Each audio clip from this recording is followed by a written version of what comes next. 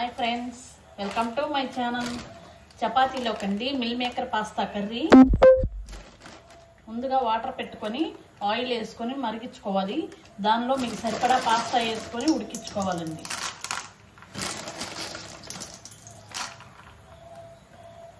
ఈ విధంగా మెత్తగా ఉడికిపోయాక స్టవ్ ఆఫ్ చేసుకొని వడకట్టేసుకోండి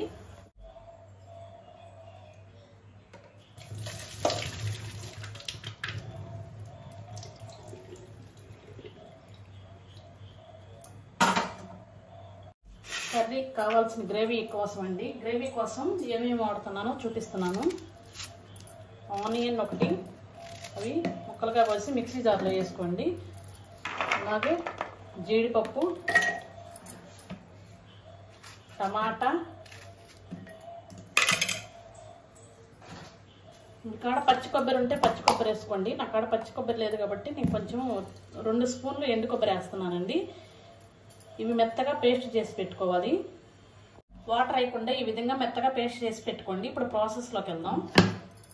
నేనైతే కుక్కర్లో చేస్తున్నానండి మీరు కావాలంటే కళాయిలో అయినా చేసుకోవచ్చు ముందుగా కుక్కర్ పెట్టేసి ఆయిల్ వేసుకోండి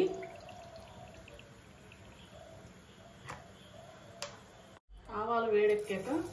1/2 టీ స్పూన్ జీలకర్ర వేసుకోండి సోంపు 1/2 టీ స్పూన్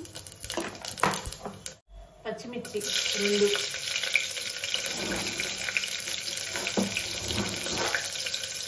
క్యారెట్ 1 అవి బాగా ఫ్రై అవ్వనివ్వండి ఇప్పుడు మిల్ మేకర్స్ వేసుకోండి ఈ 1 అవర్ నానబెట్టాను ఇవి బాగా ఫ్రై అవ్వనివ్వండి అల్లం వెల్లుల్లి పేస్ట్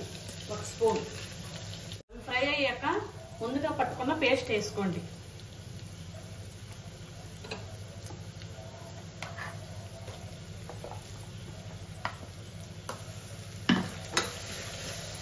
పేస్ట్ ని పచ్చి వాసన పోయిందాక మగ్గనివ్వండి ఆయిల్ పైకి రావాలి కూర ఇలా మగ్గేటప్పుడు పసుపు సాల్ట్ కారం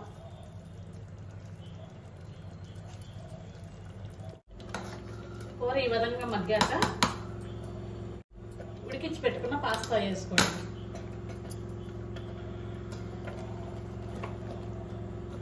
ఇప్పుడు కొంచెం వాటర్ పోసి మగ్గనివ్వండి కూర ఈ విధంగా ఉడుకుతుంది అనుకున్నప్పుడు కుక్కర్ మూత పెట్టుకొని విజిల్ పెట్టుకోండి హైలో 1 విజిల్ సిమ్లో 2 విజిల్స్